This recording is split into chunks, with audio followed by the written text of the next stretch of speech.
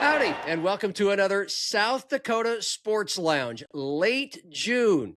It would seem like the dog days of summer, but it is not when it comes to local and regional topics and conversations with some of the movers and shakers in our sports world in North Dakota and South Dakota.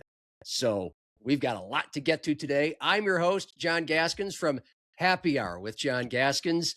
Every weekday, SiouxFallsLive.com and wherever you find your podcasts and here on Midwest Sports Plus. And you're going to hear from USD basketball coach Eric Peterson, who's had a very active and interesting offseason. You're also going to hear from the Summit League Commissioner Josh Fenton. He sat down with Dom Izzo earlier this week up in Fargo on the Hot Mic show. The Nate Brown show out in Rapid City featured Sioux Falls Live's Matt Zimmer on a potpourri of topics, including Sioux Falls' chances of getting the other NCAA play-in men's tournament site opposite Dayton, Ohio, for the new and expanded field. Quite exciting. Also on the future of sports betting in South Dakota and an early preview of the Missouri Valley Football Conference teams to watch. The games are only 2 months away. And we're going to land the plane with Zach Borg and a story on South Dakota's best high school softball player, Macy Bryant. Maybe we'll learn how she hit .830 this year. But we start in Vermilion on Happy Hour with the head coach of the Yotes, Eric Peterson, and his MASH unit miraculously made it through a 500 season this past year, earning him plenty of Coach of the Year votes in the Summit League. But his contract was not extended. Entering his 5th year, PD only has this year to work with. And so he's trying to make the most of it despite his best player, Isaac Bruns, and almost all of his key contributors from last year, like many schools in the Summit League, jumping in the transfer portal. But we start with the question I asked Eric about his job security. You're entering the final year of your contract. And what was your reaction when you found out it was not being extended beyond this season? Well, I think that's partially true. I mean, there obviously is a chance next year that we meet again and things go as planned, as I plan. So I think, a lot of people just took it as, hey, I'm not coming back. And that's not true. Our AD and I have a great relationship. Our kids play baseball together. I've taken his son fishing with me. I think that's the missing piece. Like, we talk weekly, and I would say we both want the same thing. There's not a different mindset of what we want. We both want to win, and we both want to cut the nets down in Sioux Falls. And then, other than a hiccup last year with the injury piece, I think we've seen growth in our program every single year. We finished 4th with 7 to 8 players this season. 2 guys we picked up at semester that hadn't played in like 9 months. We were down 8 guys that were done for the season, and we finished 4th. Like, I'm proud of our staff. I'm proud of our team for doing that. We had a great team built, team that I thought could win 20 plus games. We won 16 with 8 players with some key pieces that were missing. People that truly understand and know basketball know how crazy the injury piece actually was. But I mean, our guys were so disciplined, and I thought we had such a great culture. We didn't bend or break with it. There's so many people that thought we were not going to win another game. And that was, NDSU, St. Thomas, when we had 7 players and added those 2 guys. And then when we lost Isaac Bruns, top 10 scorer in the country, everyone's like, they're really not going to win another game. And we went down to Omaha and beat them on the road. So really proud of our team. But when you look at it, over the last 4 years since I've been here, John, we have the 4th most regular season wins in the league. So we're 4th, right? Since I've been here. This year with those players, we lost to NDSU in overtime, team that won the league. UND took 2nd. We had 3 shots to win it at the buzzer and just missed. We were up at versus St. Thomas at halftime. We swept South Dakota State for the first time in 30 years and won at their place since first time since 2001. We broke GPA records every single year I've been here. We finished with a 3.3 GPA. Our team puts in more community service work than we've ever put in here. We've signed the highest ranked player ever in South Dakota history this past year, a top 120 kid in the country. So I'm confident what we're doing here. There was a small hiccup last year, but it's full steam ahead this year, and we got a lot to prove, and that's why I'm here. Yeah, I mean, everything you rattled off again put you high up on the list toward the top of Coach of the Year honors. And certainly if your contract, if we learned it had been extended, all of us would go, job well done, Eric, you earned it. So, what were you told was holding you back from that happening? Yeah, I'm not going to go into details about that. I don't think that's appropriate out of respect to our athletic director in our program. The people that I will talk to that about are our AD and my agent. I think that's the appropriate thing to say. But yeah, we need to win. Did we do it at the level I thought we could have this year? No. Were there some crazy factors that played into that? Absolutely. But like I said, I thought we had a really, really good team built, and we still probably overachieved based on what our roster looked like. So I know the expectations here. You take a Division I college basketball job, you're expected to win. And that is our goal 100%. And it's never changed since I've been here. So, you always get into it knowing that there's a risk that, it could not work out. And, I was willing to take that risk because I love this place and I truly believe that we can do it here. That's last one along these lines then would just be, of course, the goal is to cut down the nets, be the first team that does that in Sioux Falls at USD, reach the big dance. But have you been told what it would take to keep you going at USD after this season? No, we haven't talked specifics about that. I just know we have to win more, and we have to, keep putting a really good product on the court. That's number one. And on top of that, we have great kids. Like I said, they go to class. We broke GPA records. We serve the community. On top of that, like that's all great, but we have to continue to win. Yeah. I want to talk about putting together this team that you think can do that. But we'll retrace our steps. I mean, most Coyote fans who are keeping track step for step were aware of, again, something that's pretty common. Your best player, the league's leading scorer, Isaac Bruns, he goes to USC. That's the headliner of the departing portal class. Jordan Crawford to Missouri. That's a good land for him. And then it goes, on down the line with guys like Bunton and McIntosh. But when a player's telling you they're jumping in the portal or considering it, what kinds of things do you tell him? Does it differ from player to player? Do you try to discourage? Do you try to help them land in the best possible spot? How does that work? Yeah, I think every coach does it differently. With me, I always think there's a chance that they do come back. Now, it might be where, player gets in there and thinks they do have a chance to come back, and we take two kids at his position, and then there's no chance. So, when they tell me that, my biggest thing is find the right fit. If they're successful here, that means they did find the right fit and they did pick the right style of play. And some of these kids too, they transfer down as well. And I think what you've seen, John, is, the very good ones that score a lot of points, that produce, they go up. The kids that don't play a whole lot go down. And then you kind of keep that middle ground. And if you can keep that middle ground every year, I think you're in good shape. And we sort of kept the middle ground with our team. But, find the right fit. This is a small coaching world. I mean, you typically know every coach around the country. You know their style of play.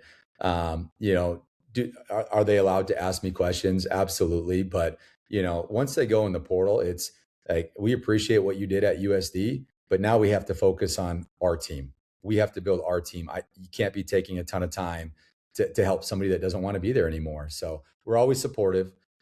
We always listen. We always meet. And at the end of the day, yeah, we appreciate what you did, but you're moving on. We have to move on as well. And right. We have a great product here. Yeah. And, you had this happen, of course, the year before. The two leading scorers you had, Chase Forte, Dre Bullock, big part of that 19-win team. And Chase went to Boston College. They went 11-20. And Dre goes to Hawaii. They both got paid, obviously, very, very, very well. These were two guys you really liked. We kind of talked about this last year after they had left. What can you tell us? I mean, those are two examples. What can you tell us about the experiences they had at their new level And how often do you keep in touch with them? And then how do you use that information when you're talking to or trying to help players like Isaac and Jordan move on?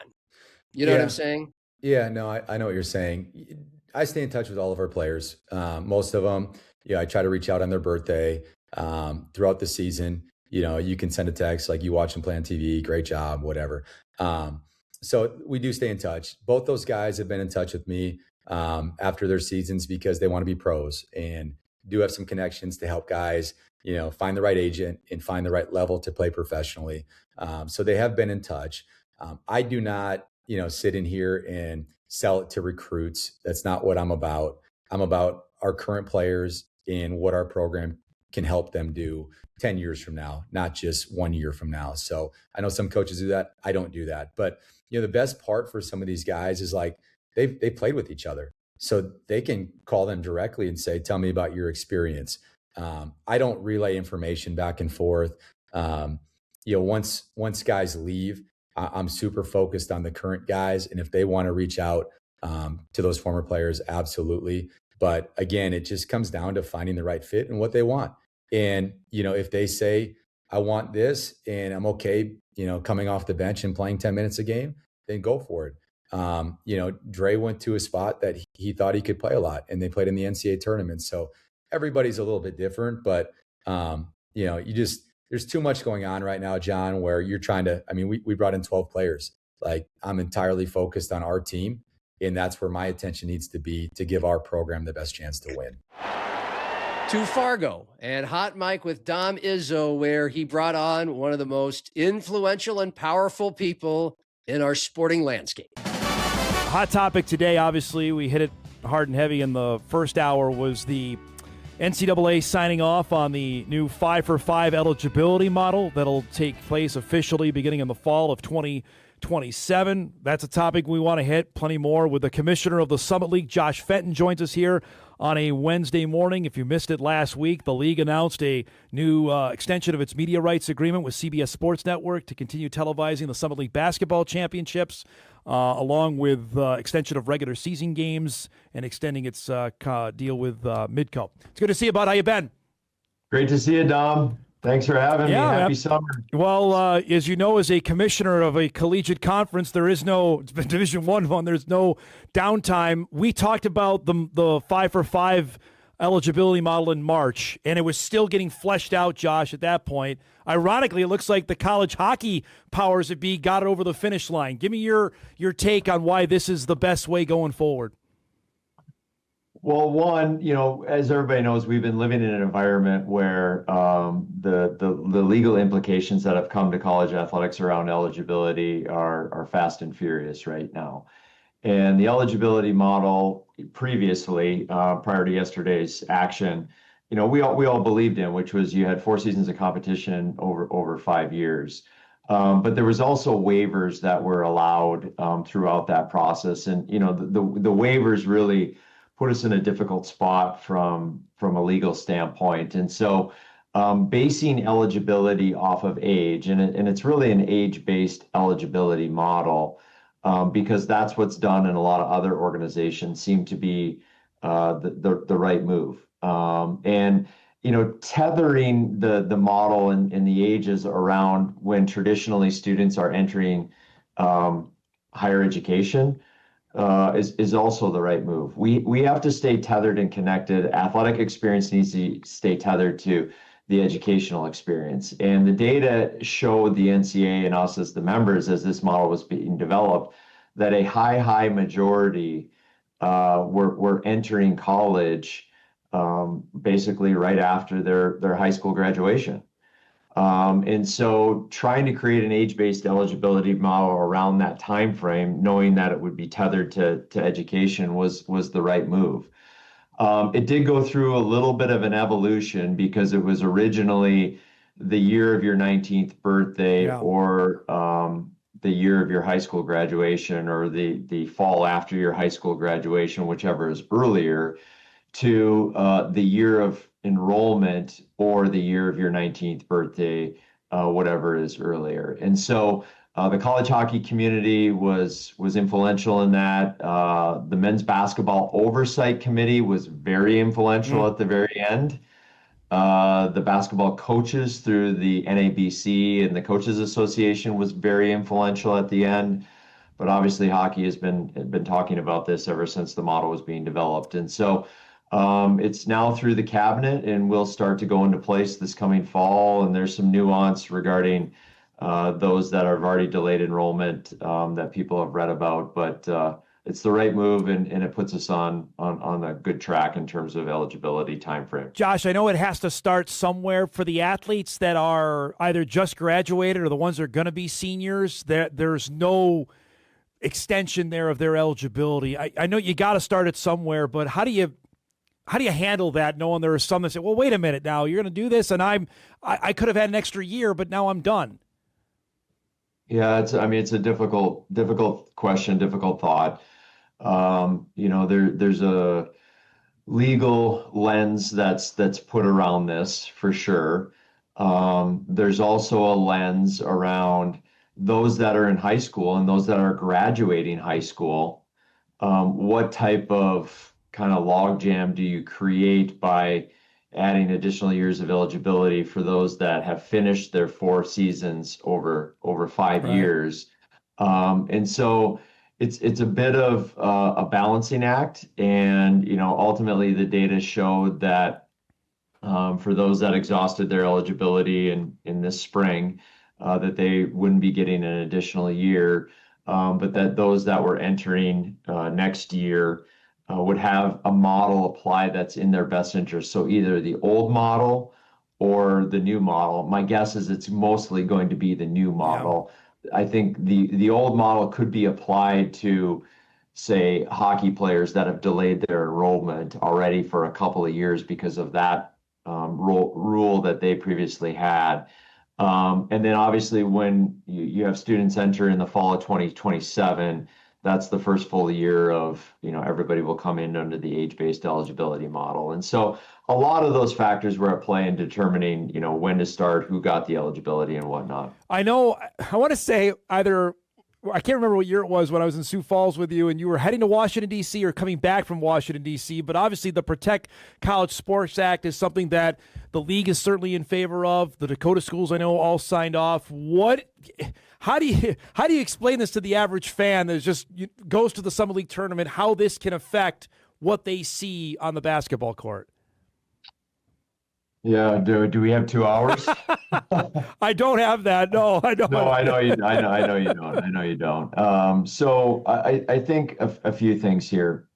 One, we've been living recently in an environment, and I've talked already a little bit about this, where we've had some challenges. We've had some challenges around enforcing transfer regulations that really cannot be enforced because of federal injunctions. Right. Based upon an agreement with some attorney generals that more in the east to southeast part of the country. We had an eligibility model that was and continues to be challenged in court. We had put together what I'll call a student athlete compensation model that was codified through the House settlement structure, which allowed for institutional NIL, third-party NIL, that did have framework around it based upon the House settlement structure that is constantly being challenged today. And so, we're living in an environment where things that are central and key to us being a healthy organization moving forward were in flux. And so the only way really that we were able to kind of get this solved and hopefully can get it solved is through some help from the federal government and Congress. And there's been a few different types of efforts, the SCORE Act, right. Now more recently, a bipartisan bill. And that's key, Dom, is that it's a bipartisan bill, came out of committee last week with a 19-9 vote, which is a bipartisan vote. Yep. And it has key aspects to it. It's not perfect.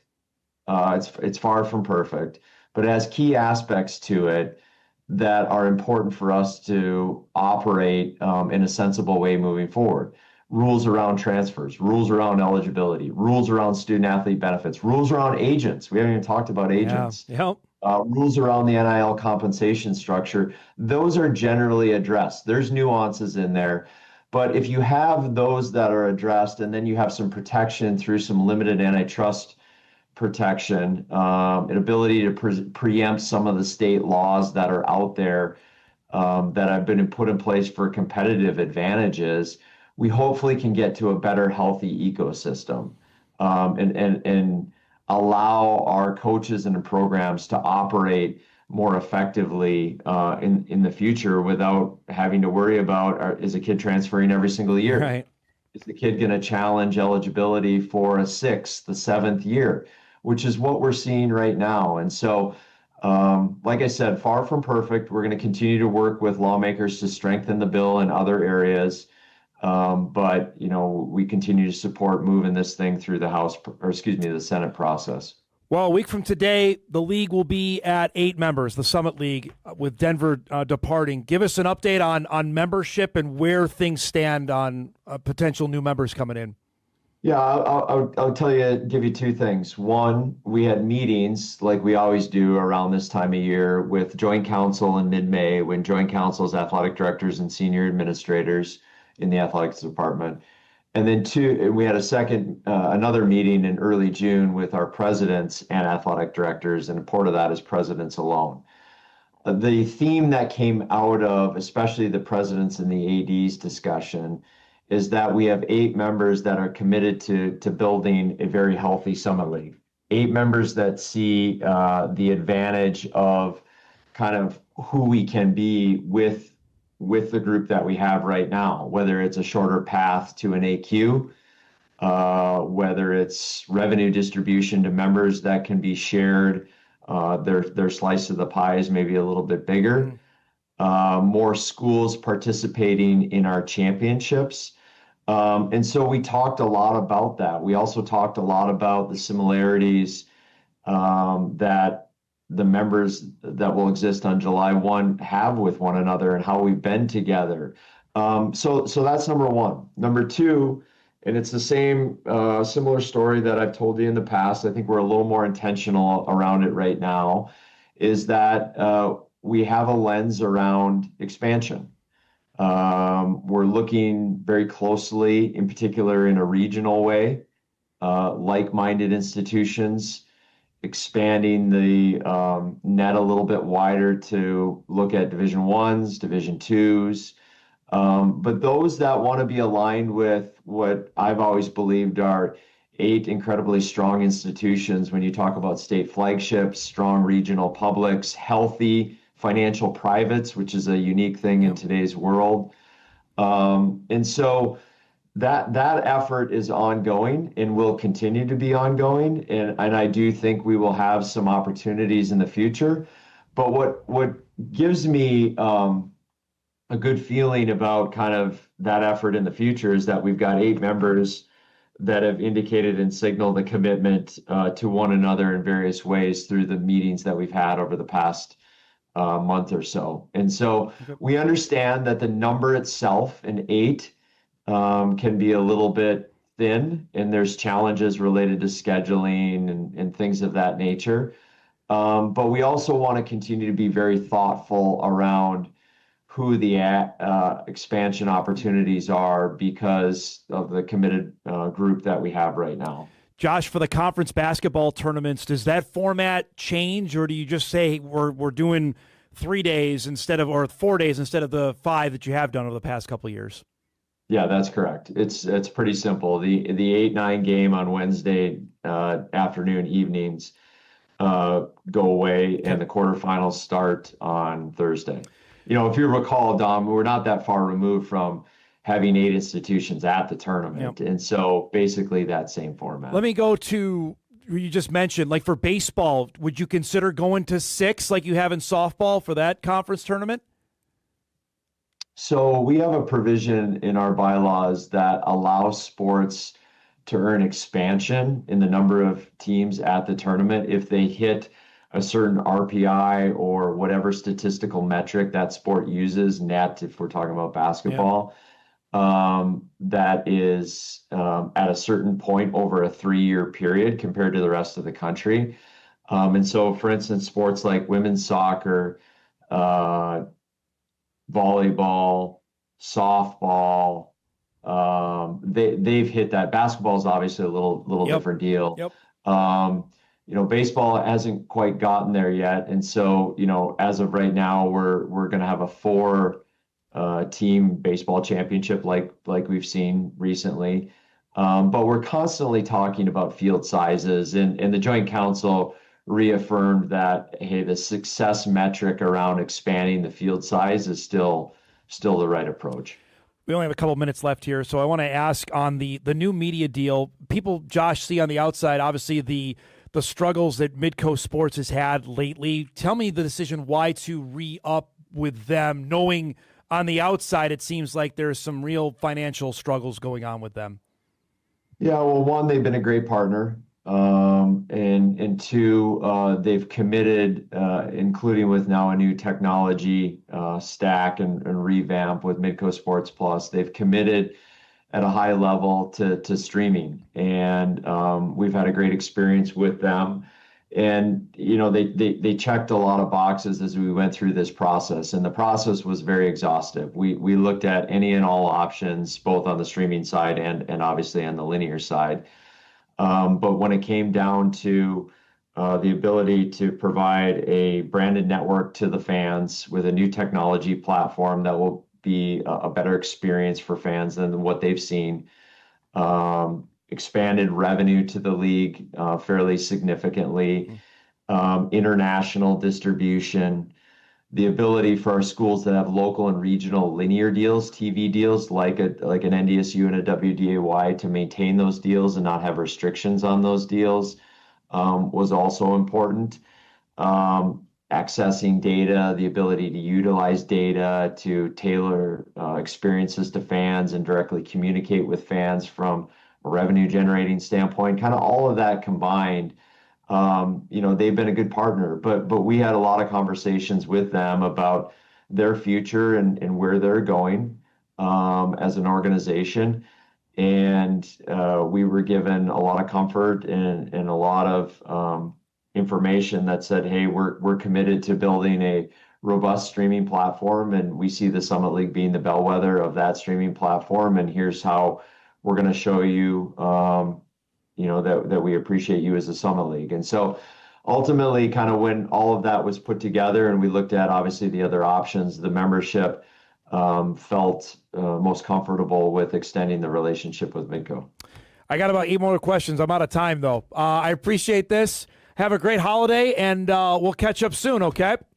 Sounds good. Thanks, Dom. Anytime. No doubt the Summit League tournament is the highlight of the Sioux Falls sports calendar, but it certainly is not the only big events that come to this city every year, and our city is thinking even bigger. Matt Zimmer joined the Nate Brown Show for more on that. Matt Zimmer's in. Appreciate his time. SiouxFallsLive.com. Matt Zimmer and Father's Day in the books. So was it a nice Father's Day, Matt Zimmer? It was. Got to spend it with the fam, with my dad, my brother, my son. So, yep, it was a great day. I like it. Okay, let me dig into a couple of things I want your read on. So CBS Sports reporter, college basketball reporter, saying Sioux Falls is in the mix for the opening round of the NCAA tournament. They've submitted a bid. And so we know that. But then he went through and he said there's other medium markets that have submitted, not even like big markets. He didn't see Denver, Phoenix, Las Vegas, Dallas, but he did see Albuquerque, Boise, Omaha, Sioux Falls, Wichita. Can Sioux Falls be in this mix for an expanded opening round host site? I mean, I think so. We've obviously made a lot of strides in the last decade or so with facilities and things like that. They hosted a women's regional about 10 years ago at the Premier Center. I mean, and you think of the stuff they've made, that's come here, the Division II national championships, the hockey championships, tons of stuff. And, even going back to, 20 years ago, they made a bid to bring the Vikings training camp here. I mean, we're always trying to bring stuff. And for the last few years, it has kind of felt like Sioux Falls as a sports community had maybe run up against its ceiling, that a men's regional, a men's basketball Division I tournament was what we couldn't get. I always struggled to see how that was the case, just because those cities you mentioned are somewhat comparable. Obviously, the facilities here are tremendous, I think, and certainly live up to what needs to be. The thing I kept hearing from people trying to make the bids is that, well, you don't have enough full-service hotels, which, I mean, if you've ever driven through Sioux Falls, there's nothing but hotels in Sioux Falls. And if the reason that they're not going to bring it here is because there aren't enough amenities for the NCAA bigwigs to get, taken care of while they're here, that's kind of crappy that would be the potential thing holding us back. So I don't know if that's still the case. I always thought it was kind of, so what, is Sioux Falls just going to build a bunch of hotels that sit empty 360 days out of the year just so they can get a basketball regional to come here? So we'll see. I wouldn't be surprised if it happened, really? But I wouldn't necessarily count on it either. Okay. So you're like, that's the feeling I get. I don't know much about it. I don't know what those conversations are like. I think you got to be able to make some deals, and if there's corporate support behind it, I mean, I think there's got to be some of that in this bid, pretty substantial, I believe. I mean, when you look at how Sioux Falls has hosted the Summit League tournament, I mean, that alone, to me, should put them at the front of the line. I mean, now granted, a men's regional wouldn't necessarily have a regional team in it, but I don't think that would matter.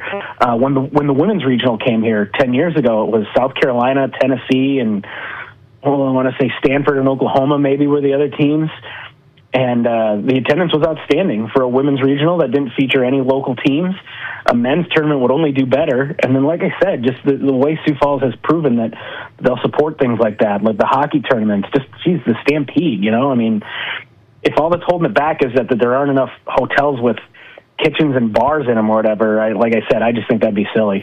Matt Zimmer on tonight from SiouxFallsLive.com. Here's a story. Here's the story idea. I mean, maybe you get to choose your stories, but I've got an idea for you.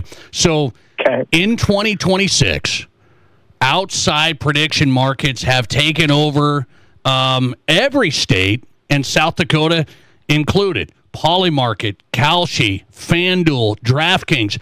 They're all live in South Dakota, even though we don't have mobile sports betting. So this is a big topic now. So you can only bet in Deadwood. And that's the way the legislature said. That's what we're going to do. That's it. We don't want people to bet on their phones. You can bet right now on the World Cup, right here, right now, on your phone. They call it, they don't call it betting, Matt, but they call it, you can predict. Is it time for South Dakota to say mobile sports betting statewide? Do you believe that's the next step or not? Oh, I mean, I didn't even know that. I mean, I don't gamble. Yeah. I have friends that do. I don't know how they do it, if that's the case. Yes, you can do it right now. It's funny. I mean, the whole story that was in the news the last couple of weeks about the Texas Tech quarterback with the gambling problem, and obviously our sports landscape has changed so much in the last few years that this thing that used to be this taboo thing that no one could do, now it's everywhere you look. And I tend to be pretty libertarian with that kind of stuff. Like, adults should be allowed to do what they want with their money. So I'm not going to sit here. I don't like nanny state type of stuff. If people want to gamble, let them gamble, I guess. But at the same time, seeing what it has done to sports, how gambling addiction has become a problem with young people, with everyone probably. I mean, you're kind of maybe borrowing trouble a little bit. But I'm certainly not going to be the kind of person to step in and say the government can tell people they shouldn't be able to do stuff like that. So, sure, why not? By the way, it's my last stand argument is if Polymarket and FanDuel and DraftKings have their prediction markets on people's phones, I got people sending it in on text line here. I mean, they say, here, I'm doing this right now. If they're already doing it and the money's going out, why not just do it in South Dakota and at least keep some of the tax revenue? Makes sense to me. I mean, that's always kind of how I looked at, whether it was video lottery or other things like that. I mean, people are going to do it. You might as well make money off it. Okay. Matt Zimmer on tonight. I do want to get your read on Jack's football. They've been doing some football camps. I talked to Jan Jackson last week, and I asked him, who are the teams to watch? Who are you watching? and it's the same. It seems like the same teams. He mentioned Montana State. He threw out Southern Illinois. He said the Missouri Valley he thinks is going to be pretty good. North Dakota State's out the door. We all get that. What do you see from the Missouri Valley this year? Are the Jacks the clear-cut favorite? I think so, just based on, Illinois State was the national runner-up last year, but they lost a lot of their best players. USD made it farther than the Jacks last year, but they lost a lot of their best players. The Jacks didn't lose too much. They have most of their best players back, and, without the injury situation that happened last year, they probably would have gone deep last year. So they seem like the safest bet as far as who's coming back. I like what North Dakota has done. I think UND has a chance to be a sleeper. They had a good year last year that people seem to be really excited about the new coach they have, and they've done good stuff in recruiting. Southern Illinois, as Dan mentioned, they are typically a contender, and they've got a very good quarterback coming back. I haven't fully, I actually just got in the mail today my ballot to vote for the preseason poll, and I'm not ready to do it yet because I haven't fully kind of looked at everyone's roster and tried to rank them or anything. But, just off the top of my head, I'd probably go SDSU 1, and then 2, 3, 4, 5 is going to be some combination of North Dakota, South Dakota, Illinois State, Southern Illinois, probably.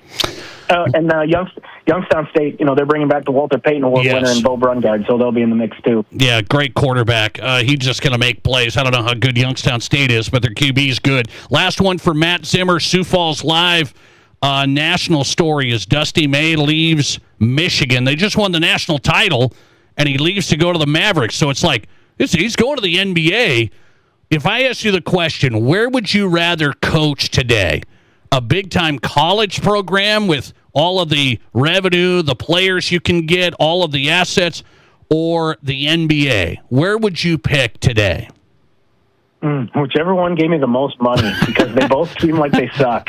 I mean, in the NBA, you're coaching a bunch of adults and millionaires who don't really have to listen to you if they don't want to.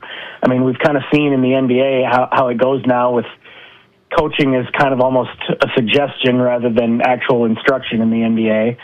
And then in college, I mean, I don't blame May one bit. I mean, the rumors are that he was telling people the reason he left is because he doesn't like what the college game has become and there's so much uncertainty, and I don't blame him one bit. I mean, at least with the NBA, you know what you're getting into. In college basketball, you don't know what's going to happen week to week, year to year, and what kind of rules are going to be in place. Your players could, I mean, the NBA literally has, more structure than college does. At least if you sign a guy to a 4-year contract, he's got to stay there for 4 years. In college, it's just a free-for-all with everybody. So I'm not surprised at all that he did that. Maybe it can be a little kick in the ass to the college game to get their house in order and figure out a way to put some structure and some parameters in what they're doing, because otherwise it's going to keep happening. And, we shouldn't be surprised that something like that happened. Michigan head coach Dusty May leaves, goes to the Dallas Mavericks, and has Cooper Flagg. That's a good start. Matt Zimmer in tonight. Find him at SiouxFallsLive.com, part of Forum, and he's on X at Matt J. Zimmer. Appreciate you, Matt. Thanks. And finally, back to Sioux Falls and a feature from Zach Borg. Macy Bryant's approach at the plate isn't complicated. Honestly, this is what I tell everybody. I don't really think. I kind of don't think. I kind of go up there. Well, if I don't think, I relax. So that's kind of how I do it. Your leadoff batter, number 5, Macy Bryant. It's hard to argue with the results. She's outstanding.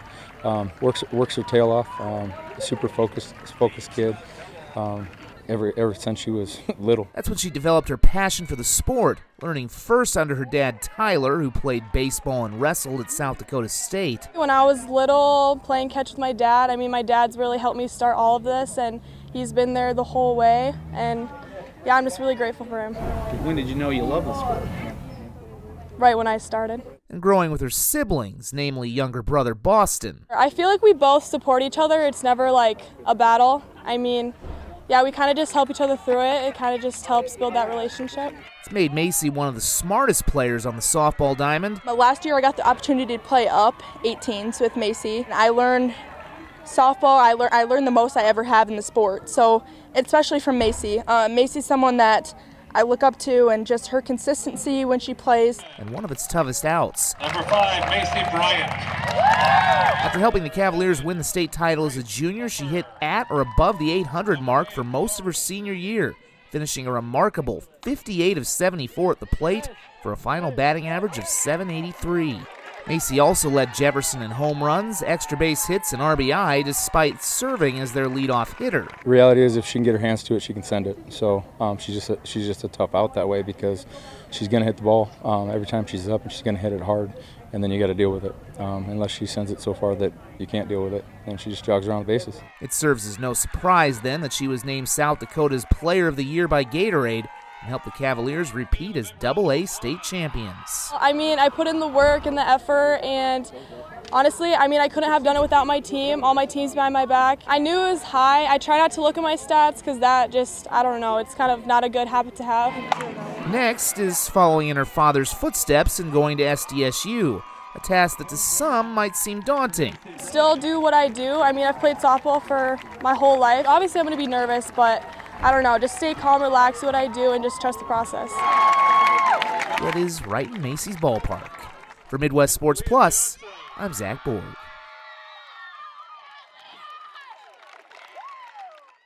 And that'll do it for another edition of the South Dakota Sports Lounge. Yes, we're doing it every week through the dog days of summer, right until football starts. A reminder, you can catch Happy Hour with John Gaskins, Hot Mic with Dom Izzo, and the Nate Brown Show every single weekday at places like SiouxFallsLive.com or Inforum.com, wherever you find your podcasts, or on the Midwest Sports Plus app, where you can watch it on your big screen TV at home or any device. For video producer Cordell Wright and our content manager Drew Trafton, I'm John Gaskins. We'll talk next week on the South Dakota Sports Lounge. Cheers.